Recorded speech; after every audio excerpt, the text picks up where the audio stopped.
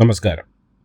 ഇന്നത്തെ പ്രധാന വാർത്തകളുമായി ഷാജി കടക്കൽ. ഇന്ന് മെയ് 15 വ്യാഴം 2025 വാർത്തകളിലേക്ക്. ഓപ്പറേഷൻ സിന്ദൂറിന് പിന്നാലെ പാകിസ്ഥാൻ ഇരട്ട പ്രഹരമായി മാറി ബലൂച്ച് പ്രക്ഷോഭം. പ്രശസ്ത എഴുത്തുകാരനും ബലൂച്ച് അവകാശങ്ങൾക്കായി വാദിക്കുന്നതുമായ മീർ യാർ ബലൂചിസ്ഥാൻ സ്വാതന്ത്ര്യം നേടിയതായി എക്സിൽ പ്രഖ്യാപിച്ചു. ഇതിന് പിന്നാലെ റിപ്പബ്ലിക് ഓഫ് ബലൂചിസ്ഥാൻ എന്ന സന്ദേശം സോഷ്യൽ മീഡിയയിൽ തരംഗമാവുകയാണ്.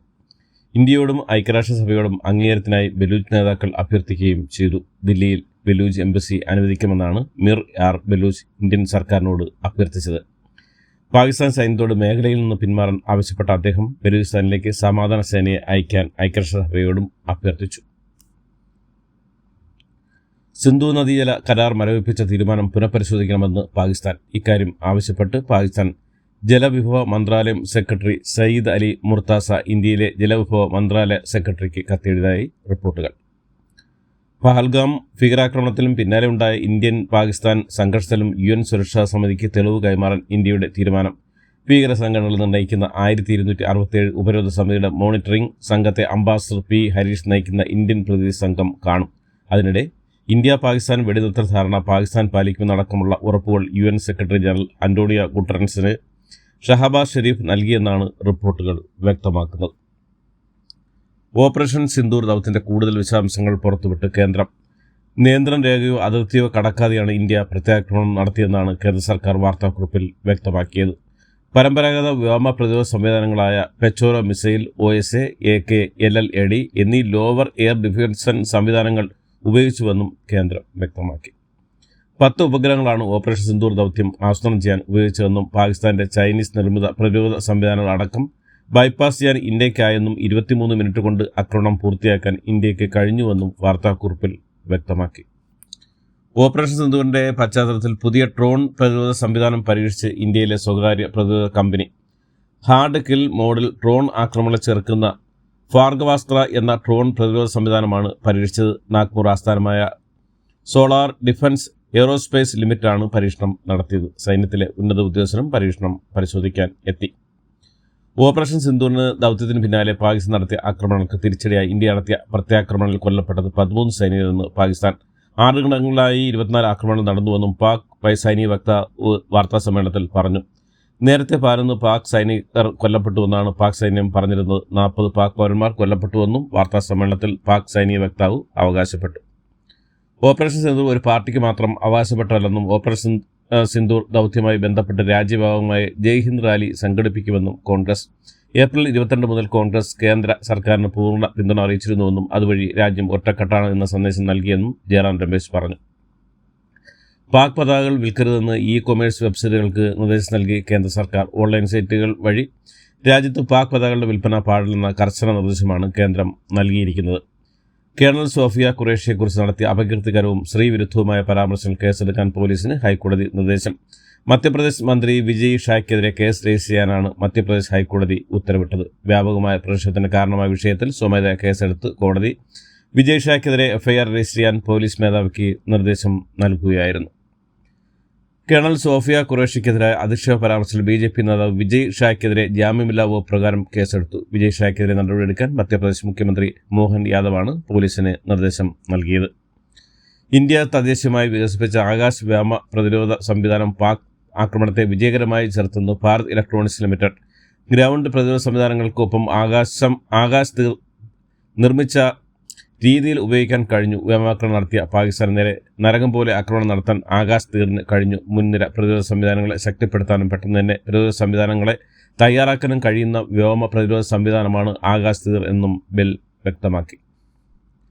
പാകിസ്ഥാന് തന്ത്രപ്രധാനമായ വിവരങ്ങൾ ചോർത്ത് നൽകിയതിന് ഹരിയാനയിൽ യുവാവ് അറസ്റ്റിൽ. ഹരിയാനയിലെ പാനിപ്പത്തിലെ വ്യവസായ ശൈലിയിൽ സെക്യൂരിറ്റി ഗാർഡ് ആയി ജോലി ചെയ്യുന്ന നോമൻ ഇലാഹിയെയാണ് പാനിപ്പത്ത് പോലീസ് ഇന്നലെ അറസ്റ്റ് ചെയ്തത്. ഇയാൾ ഉത്തർപ്രദേശ് കൈരാന സ്വദേശിയാണെന്ന് പോലീസ് വ്യക്തമാക്കി.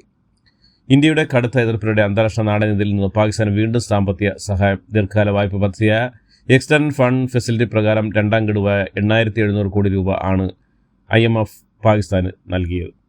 കണ്ണൂർ മലപ്പട്ടത്ത് യൂത്ത് കോൺഗ്രസ് സംസ്ഥാന പ്രസിഡന്റ് രാഹുൽ മാങ്കൂട്ടത്തിന്റെ നേതൃത്വത്തിൽ നടത്തിയ കാൽനട യാത്രക്കിടെ യൂത്ത് കോൺഗ്രസ് DYFI പ്രവർത്തകർ തമ്മിൽ സംഘർഷം. CPM മലപ്പട്ടം ലോക്കൽ കമ്മിറ്റി ഓഫീസിന് മുന്നിലാണ് ഇന്നലെ വൈകുന്നേരത്തോടെ സംഘർഷം ഉണ്ടായത്.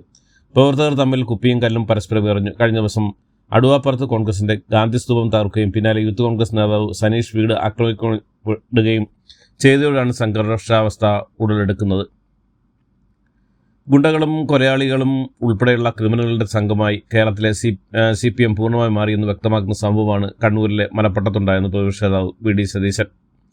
പാർലമെന്റ് തെരഞ്ഞെടുപ്പിൽ CPM സ്ഥാനാർത്ഥിക്ക് വേണ്ടി തപാൽ വോട്ടുകൾ പൊട്ടിച്ച് തിരുത്തിയിട്ടുണ്ടെന്ന് മുൻ മന്ത്രി G. സുധാകരൻ. ഈ സംഭവത്തിൽ ഇനി തിരഞ്ഞെടുപ്പ് കമ്മീഷൻ തനിക്കെതിരെ കേസെടുത്താലും കുഴപ്പമില്ലെന്നും അദ്ദേഹം പറഞ്ഞു. NG യൂണിയൻ സംസ്ഥാന സമ്മേളന ഭാഗമായുള്ള പൊതുചടങ്ങിലാണ് താൻ ഉൾപ്പെടെയുള്ളവർ ചേർന്ന് 26 വർഷം മുമ്പ് നടത്തിയ തിരഞ്ഞെടുപ്പ് പറ്റി സുധാകരൻ വെളിപ്പെടുത്തിയത്. ഇത്തവണ സ്കൂൾ തുറന്നാൽ 2 ആഴ്ച കുട്ടികൾക്ക് ക്ലാസ്സിൽ പുസ്തക പഠനം ഉണ്ടാവില്ല. പകരം ലഹരി മുതൽ പൊതുമുതൽ നശിപ്പിക്കൽ വരെയുള്ള സാമൂഹ്യ വിപത്തുകളെ കുട്ടികളെ ജാഗ്രതപ്പെടുത്താനുള്ള ബോധവൽക്കരണം നടത്താനാണ് പൊതുവിദ്യാഭ്യാസ വകുപ്പിന്റെ നിർദ്ദേശം. ഇതിനായി പൊതു മാർഗരേഖ ഉണ്ടാക്കിയ അധ്യാപകർക്ക് 2 ദിവസത്തെ ശില്പശാല സംഘടിപ്പിക്കുമെന്നും മന്ത്രി V. ശിവൻകുട്ടി പറഞ്ഞു. നിപ്പ സമ്പർക്ക പട്ടികയുള്ളവർ ഐസൊലേഷൻ മാർഗനിർദ്ദേശങ്ങൾ കൃത്യമായി പാലിക്കണമെന്ന് ആരോഗ്യമന്ത്രി വീണ ജോർജ്. പരിശോധന ഫലം നെഗറ്റീവ് ആയാലും 20 ദിവസം ഐസൊലേഷൻ തന്നെ തുടരണം. മലപ്പുറം ജില്ലയിൽ നിപ്പ ബാധയുമായി ബന്ധപ്പെട്ട ഇനി ആരും സമ്പർക്ക പട്ടികയിൽ ഉൾപ്പെട്ടിട്ടില്ല. വൈദ്യുതി ബിൽ രേഖപ്പെടുത്തുന്ന ബിൽ തുകയും മറ്റ് അത്യാവശ്യ വിവരങ്ങളും മാഞ്ഞുപോകാതെ നോക്കണമെന്ന് മനുഷ്യാവകാശ കമ്മീഷൻ അംഗം B. Geetha. Electricity board computer വഴി പ്രിന്റ് ചെയ്യുന്ന നൽകുന്ന ബില്ലിലെ അക്ഷരങ്ങൾ വളരെ വേഗം മാഞ്ഞു പോകുന്ന ആരോപിച്ച് പെരുമൺ സ്വദേശി D. ദേബാർ എന്നയാൾ സമർപ്പിച്ച പരാതിയിലാണ് നടപടി. വഞ്ചിയൂർ ജൂനിയർ അഭിഭാഷകയെ ക്രൂരമായി മറിച്ച സംഭവത്തിൽ പ്രതിയായ സീനിയർ അഭിഭാഷകൻ ബെയിലിൻ ദാസിനെതിരെ ബാർ കൗൺസിലിന്റെ നടപടി. അഡ്വക്കേറ്റ് ബെയിലിൻ ദാസിനെ ഇന്ന് മുതൽ പ്രാക്ടീസ് ചെയ്യുന്നത് ബാർ കൗൺസിൽ വിലക്കി. അച്ചടക്ക നടപടി കഴിയുന്നവരെയാണ് വിലക്ക്. ബെയിലിൻ ദാസിന് കാരണം കാണിക്കൽ നോട്ടീസ് നൽകുമെന്നും ബാർ കൗൺസിൽ അറിയിച്ചു. സീനിയർ അഭിഭാഷകൻ ബെയിലിൻ ദാസിന്റെ മർദ്ദനത്തിനിരയായ ജൂനിയർ അഭിഭാഷക ശ്യാമിലി സന്ദർശിച്ച് നിയമമന്ത്രി P. രാജീവ് വൈകിട്ട് 3:30 വഞ്ചിയൂർ കോടതിക്ക് മുന്നിലുള്ള ഓഫീസിലെത്തിയ അഭിഭാഷകയെ കണ്ടത്. എല്ലാ പിന്തുണയും സർക്കാർ അഭിഭാഷകയ്ക്ക് വാഗ്ദാനം ചെയ്തിട്ടുണ്ടെന്നും മന്ത്രി പറഞ്ഞു. ഗൗരവമേറിയ സംഭവമാണെന്നും മന്ത്രി P. രാജീവ് പറഞ്ഞു. വന്ദേഭാരത് ഉൾപ്പെടെയുള്ള ട്രെയിനുകൾ വിതരണം ചെയ്യുന്ന ബൃന്ദാവൻ ഫുഡ് പ്രൊഡക്ട്സിൽ നിന്ന് പഴകിയ ഭക്ഷണം പിടികൂടിയൽ നടപടി. സ്ഥാപനത്തിനെതിരെ റെയിൽവേ 1 ലക്ഷം രൂപ പിഴ ചുമത്തുകയും ചെയ്തു. അന്വേഷണത്തിനായി റെയിൽവേ ഉന്നതതല സമിതി രൂപീകരിച്ചു.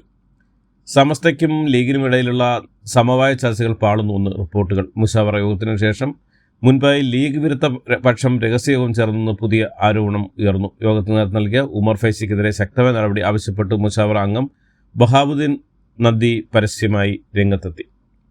കോൺഗ്രസ് ഭരിക്കുന്ന തൃക്കാക്കര നഗരസഭയിൽ കണക്കുകൾ 7.5 കോടി രൂപയുടെ ക്രമക്കേട് ഓഡിറ്റ് റിപ്പോർട്ട് തള്ളി ചെയർപേഴ്സൺ രാധാമണിപ്പിള്ള. തെരഞ്ഞെടുപ്പ് വരാനിരിക്കെ മനഃപൂർവ്വം നഗരസഭയെ താഴ്ത്തിക്കെട്ടാനുള്ള നീക്കമാണെന്ന് സംശയിക്കുന്ന നഗരസഭാ ഭരണസമിതി അഴിമതി നടത്തിയിട്ടില്ലെന്നും അവർ പറഞ്ഞു.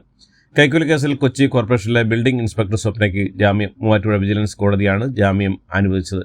വനം വകുപ്പ് ഓഫീസിലെത്തി ഉദ്യോഗസ്ഥരെ ഭീഷണിപ്പെടുത്തിയ സംഭവത്തിൽ ജനീഷ് കുമാർ MLA വിമർശിച്ച CPM നേതാവ് G. സുധാകരൻ. ഇടതുപക്ഷ സർക്കാരിൽ നിന്ന് ജനം അഹങ്കാരം പ്രതീക്ഷിക്കില്ലെന്ന് അദ്ദേഹം പറഞ്ഞു. ആലപ്പുഴയിൽ NG യൂണിയൻ പൂർവ്വകാല നേതൃസംഗമത്തിലായിരുന്നു സുധാകരന്റെ ഈ പരസ്യ വിമർശനം. കോട്ടയം അയർക്കുന്നത്ത് പെൺമക്കളുമായി യുവ അഭിഭാഷക ആത്മഹത്യാ കേസിലെ പ്രതികളുടെ ജാമ്യാപേക്ഷ തള്ളി. മരിച്ച ജിസ്മോളുടെ ഭർത്താവ് ജിമ്മിയുടെയും ഭർത്തൃപിതാവ് ജോസഫിന്റെയും ജാമ്യമാണ് തള്ളിയത്. ഇന്ത്യ പാക് സംഘർഷത്തിൽ പാർട്ടി നിലപാട് വിരുദ്ധമായി പ്രതികരിച്ചതിന് ശശി തരൂർ MPക്ക് കോൺഗ്രസ് നേതൃത്വത്തിന്റെ താക്കീത്. വ്യക്തിപരമായ അഭിപ്രായം പറയാനുള്ള സമയമല്ല ഇതെന്നും പാർട്ടിയുടെ അഭിപ്രായം പൊതുസമൂഹത്തിൽ അവതരിപ്പിക്കണമെന്നും നേതൃത്വം തരൂരിനോട് നിർദ്ദേശിച്ചു. റിയാദിൽ നടന്ന അമേരിക്ക അറബ് ഉച്ചകോടിക്ക് സമാപനം. ചരിത്രപ്രധാനമായ മിഡിൽ ഈസ്റ്റ് സന്ദർശന ഭാഗമായി അമേരിക്കൻ പ്രസിഡന്റ് ഡൊണാൾഡ് ട്രംപ് ചൊവ്വാഴ്ചയാണ് റിയാദിലെത്തിയത്. ഉച്ചകോടിയിൽ പങ്കെടുക്കാൻ സൗദി രാജാവ് സൽമാൻ ബിൻ അബ്ദുൽ അസീസ് അൽ സൗദിന്റെയും കിരീടാവകാശി മുഹമ്മദ് ബിൻ സൽമാന്റെ ക്ഷണപ്രകാരം അറബ് രാജ്യങ്ങളിലെ നേതാക്കളുമായി സൗദിയിൽ എത്തിയിരുന്നു. അമേരിക്കൻ പ്രസിഡന്റ് ഡൊണാൾഡ് ട്രംപും സിറിയൻ പ്രസിഡന്റ് അഹമ്മദ് അൽ ഷാറയും കൂടിക്കാഴ്ച നടത്തി. കൂടിക്കാഴ്ചയിൽ സൗദി കിരീടാവകാശി മുഹമ്മദ് ബിൻ സൽമാനും തുർക്കി പ്രസിഡന്റ് റജബ് തയ്യിബ് എർദോഗനും പങ്കെടുത്തു. തുർക്കി പ്രസിഡന്റ് ഫോൺ വഴിയാണ് പങ്കെടുത്തത്. 31 മിനിറ്റ് ദൈർഘ്യമേറിയതായിരുന്നു കൂടിക്കാഴ്ച. റിയാദിനെ ഒരു പ്രധാന ലോക ബിസിനസ് കേന്ദ്രമാക്കിയതിന് സൗദി കിരീടാവകാശി മുഹമ്മദ് ബിൻ സൽമാനെ പ്രശംസിച്ച് US പ്രസിഡന്റ് ഡൊണാൾഡ് ട്രംപ്. ഔദ്യോഗിക സന്ദർശനമായി US പ്രസിഡന്റ് ഡൊണാൾഡ് ട്രംപ് ഖത്തറിലെത്തി. ഇന്നലെ രാവിലെ റിയാദിൽ നടന്ന GCC ഉച്ചകോടിയിൽ പങ്കെടുത്തതിന് പിന്നാലെ പ്രാദേശിക സമയം ഉച്ചയ്ക്ക് 2 ഹമദ് അന്താരാഷ്ട്ര വിമാനത്താവളത്തിലെത്തിയ അമേരിക്കൻ പ്രസിഡന്റിനെ ഖത്തർ അമീർ Sheikh Tamim bin Hamad Al താനി നേരിട്ടെത്തി സ്വീകരിച്ചു. 22 വർഷത്തിനു ശേഷം ഒരു അമേരിക്കൻ പ്രസിഡന്റ് സന്ദർശന വേദിയാകുന്ന ഖത്തർ വൻ വരവേൽപ്പാണ് അമേരിക്കൻ പ്രസിഡന്റിന് ഒരുക്കിയത്. US പ്രസിഡന്റ് ഡൊണാൾഡ് ട്രംപിന്റെ സന്ദർശനത്തെ ഖത്തർ എയർവേസും US വിമാന നിർമ്മാണ കമ്പനിയുമായ ബോയിങ് $20,000 കോടി കരാറിൽ ഒപ്പിട്ടു. ഇതോടുകൂടി ഇന്നത്തെ വാർത്തകൾ അവസാനിക്കുന്നു. എല്ലാവർക്കും നന്ദി, നമസ്കാരം.